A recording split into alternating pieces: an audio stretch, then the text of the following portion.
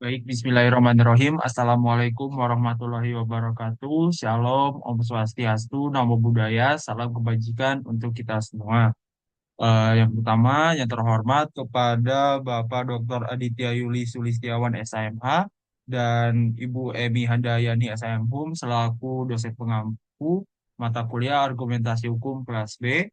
Perkenalkan, nama saya Muhammad Sultan Nabil selaku mahasiswa dalam kelas Argumentasi Hukum kelas B ini. Izinkan saya untuk memaparkan hasil legal opinion terhadap kasus yang saya ambil, yaitu judulnya kasus kekerasan seksual oleh Hasyim Asyari selaku pejabat publik. Kemudian untuk pembahasan yang akan saya sampaikan itu meliputi yang pertama itu ada kasus posisi, penjabaran kasus posisi. Yang kedua itu ada isu hukum. Yang ketiga itu ada dasar hukum. Yang keempat itu ada analisis yuridis. Dan yang terakhir itu ada analisis kesimpulan. Kemudian yang pertama kita bahas terlebih dahulu mengenai kasus posisi yang mengenai tema yang saya ambil ini. Nah, jadi perlu diketahui bahwa Hasyim Asy'ari adalah seorang ketua Komisi Pemilihan Umum periode 2022-2027, yang mana beliau ini telah melakukan kekerasan seksual berupa penyalahgunaan wewenang untuk mengeksploitasi seksual atau melakukan kekerasan seksual menggunakan jabatan dia sendiri kepada Cindra Aditi Teja Kintin selaku Panitia Pemilihan Luar Negeri atau PPLN di Den Haag, Belanda pada pemilu tahun 2024. Nah, awal mulanya itu kejadiannya pada tahun 2023, di mana Cindra Aditi ingin mendaftarkan dirinya menjadi anggota panitia PPLN untuk mempersiapkan pemilu tahun 2024. Kemudian pada bulan Februari 2023, Cindra Aditi ini dilantik sebagai anggota PPLN pada wilayah kerja di Den Haag, Belanda oleh Duta Besar di Indonesia untuk Kerajaan Belanda itu sendiri. Dan pengangkatan Cindra Aditi itu sendiri ditandatangani secara langsung oleh Hasyim Asy'ari. Nah, selanjutnya dalam rangka memenuhi persyaratan untuk menjadi PPLN, Cindra Anditi dan seluruh anggota PPLN dunia diminta oleh KPU untuk mengikuti bimbingan teknis atau BIMTEK yang dilaksanakan di Bali pada bulan Juli 2023 hingga akhir dan maaf maksud saya hingga awal Agustus 2023. Dalam pertemuan di BIMTEK ini, Cindra Aditi pertama kali bertemu dengan Hasyim Asy'ari, di mana pada momen inilah Hasyim Asy'ari meminta Cindra Aditi untuk melakukan pengiriman pesan WhatsApp kepada Hasyim Asy'ari. Dan sejak saat itulah Hasyim seringkali merayu Cindra Aditi agar Cindra ini mau membina hubungan asmara dengan Hasyim Asy'ari. Dan atas hal ini, Cindra Aditi seringkali melakukan penolakan terhadap perbuatan ataupun ajakan yang dilakukan oleh Hasyim Asy'ari. Karena Cindra Aditi sendiri sudah mengetahui bahwa Hasyim Asy'ari sendiri telah memiliki keluarga begitu ya, sudah dalam artian dia sudah memiliki istri dan juga tiga orang anak. Nah, hingga puncaknya itu pada tanggal 3 sampai 7 Oktober. Selain keberlanjutan terhadap rayuan-rayuan dan juga ajakan terhadap Cindra Aditi untuk melakukan hubungan asmara, kemudian puncaknya itu ada pada tanggal 3 sampai 7 Oktober 2023 tadi, di mana Hasyim itu melakukan hubungan kerja, maaf maksud saya, kunjungan kerja ke Belanda, yaitu kunjungan dinas pada simpelnya untuk melakukan pertemuan dengan Cindra Aditi. Dan pada saat itu, Hasyim Asy'ari ini dalam melakukan apa namanya kunjungan kerja atau kunjungan dinas, dia itu seringkali mengajak eh, mengajak Cindra Aditi untuk melakukan hubungan seksual dan dia juga memaksa Cindra Aditi untuk menikah dengannya. Nah, pernyataan untuk melakukan pernikahan ini diiringi dengan suatu paksaan, di mana Hasyim Asy'ari sendiri tidak mengindahkan adanya penolakan dari Cindra Aditi. Malahan, Hasyim sendiri malah membuat surat pernyataan untuk menunjukkan keseriusan terhadap Cindra Aditi untuk menikahinya secara langsung. Nah, atas perbuatan dari Hasyim Asy'ari itu, Cindra Aditi kemudian melakukan pengaduan kepada Dewan Kehormatan Penyelenggara Pemilu atau DKPP, di mana pokok pengaduannya adalah pengaduan atas dugaan pelanggaran kode etik atas perbuatan yang dilakukan oleh penyelenggara pemilu. Nah, untuk selanjutnya itu akan dibahas pada analisis yuridis atau analisis hukum. Baik, next itu lalu sebetulnya apa sih isu hukum terhadap masalah yang sedang dialami ini? Nah, berdasarkan kasus ini, sebetulnya bagaimana sih bentuk pemidanaan atas perbuatan yang dilakukan oleh Hasyim Asy'ari itu sendiri? Nah, terkait dengan bentuk pemidanaan, sebelumnya ada dasar hukum atau instrumen hukum yang saya gunakan untuk melakukan pembahasan atau menganalisis terkait dengan kasus tersebut. Mungkin bisa dibaca sendiri. Nah, ini adalah analisis hukum atau analisis yuridis yang telah saya lakukan.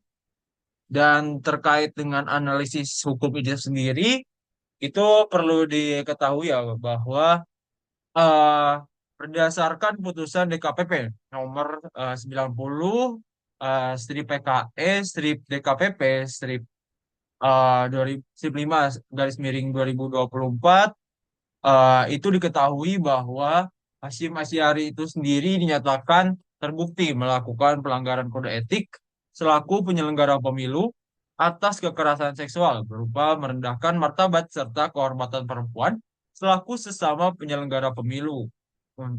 Di mana dia ini merendahkan martabat serta kehormatan perempuan selaku penyelenggara pemilu juga. Ia menggunakan relasi kuasanya dalam konteks jabatan dia sebagai ketua KPU itu sendiri. Sehingga DKPP sendiri memberikan sanksi kepada Hasyim berupa pemberhentian jabatan secara tidak hormat sebagai ketua KPU periode 2022 sampai 2027.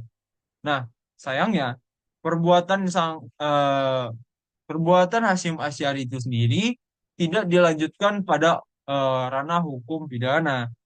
Nah, seperti yang kita ketahui bahwa kekerasan seksual merupakan suatu tindak pidana yang mana sudah seharusnya perbuatan Hasyim Asy'ari itu sendiri dilimpahkan secara ranah hukum pidana juga. Karena sanksi administratif berupa pemberhentian jabatan itu tidaklah cukup. Karena apabila kita memperhatikan kembali pada putusan DKPP, Indra Anditi itu sebagai pengadu mengajukan seorang ahli, yaitu ahli Komnas Anti Kekerasan Perempuan. Ahli sendiri menyatakan bahwa perbuatan Hasyim ini telah memenuhi unsur pasal 12 Undang-Undang TPKS, yaitu berupa eksploitasi seksual. Nah, sebelumnya ahli juga menyatakan bahwa dalam Undang-Undang TPKS atau tindak pidana kekerasan seksual itu telah dinyatakan ada 9 jenis perbuatan eh, kekerasan seksual gitu ya. Dan itu salah satunya adalah kalau dijabarkan adalah adanya kepelecehan seksual fisik, pemaksaan kontrasepsi, pemaksaan sterilisasi, pemaksaan perkawinan, penyiksaan seksual, eksploitasi seksual, perbudakan seksual, dan kekerasan seksual berbasis elektronik. Adapun unsur dalam pasal 12 yaitu yang berbunyi setiap orang dengan kekerasan atau ancaman kekerasan atau dengan menyalahgunakan kedudukan, wewenang, kepercayaan, perbawa yang timbul dari tipu muslihat atau hubungan keadaan kerentanan, ketidaksetaraan, ketidakberdayaan, ketergantungan seseorang, penjeratan hutang atau memberi bayaran atau manfaat dengan maksud untuk mendapatkan keuntungan atau memanfaatkan organ tubuh seksual atau organ tubuh lain dan orang itu yang ditujukan terhadap keinginan seksual dengannya atau dengan orang lain. Dipidana karena eksploitasi seksual dengan pidana penjara paling lama 15 tahun dan atau pidana denda paling banyak 1 miliar rupiah. Adapun ahli menyatakan bahwa perbuatan yang dilakukan oleh Hasyim Asy'ari itu dilakukan dalam ranah jabatannya sendiri sebagai ketua KPU. Dengan demikian, adapun perbuatan lebih lanjutnya itu adanya unsur relasi khusus yang dinyatakan dalam pasal 15, di mana dalam pasal 15 sendiri yaitu berupa pemerat begitu ya, yang menjadikan relasi kuasa itu sebagai hal-hal yang memberatkan kepada pelaku tindak pidana kekerasan seksual. Dan apabila memang benar adanya relasi kuasa tersebut dalam konteks jabatan atau wewenang yang diberikan kepada Hasim untuk melakukan perbuatan tersebut, itu maka dia harus pidana yang dijatuhkan terhadap Hasyim Asy'ari harus ditambah 1/5 dari pidana yang dijatuhkan pada pasal sebelumnya. Dan ini dalam konteks ia sebagai pejabat publik.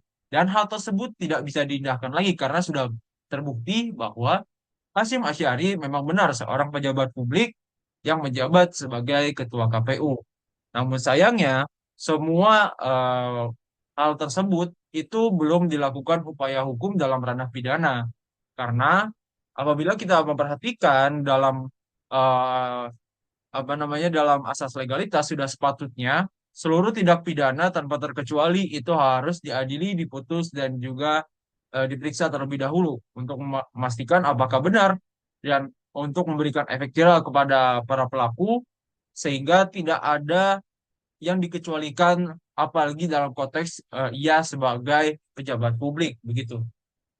Nah, kemudian